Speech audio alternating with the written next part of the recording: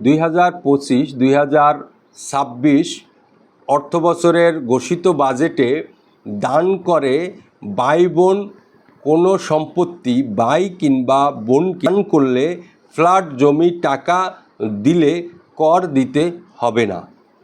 কিন্তু আগে যেটি ছিল, স্বামী স্ত্রী পিতা মাতা ও সন্তানের পাশাপাশি এখন যেটি সংযোজন হয়েছে, ভাই বোন আপন ভাই বোন কোনো সম্পত্তি কাউকে দান হিসাবে দিলে এটির জন্য কর আলাদা কোনো কর দিতে হবে না, সেটি বাজেট প্রস্তাবনায় উল্লেখ করা হয়েছে।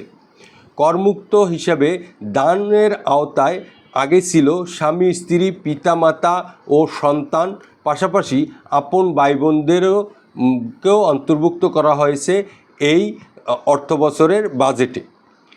এতদিন স্বামী স্ত্রী পিতামাতা ও সন্তানের বাইরে, এখন থেকে আপন ভাই বোন দান করমুক্ত থাকবে।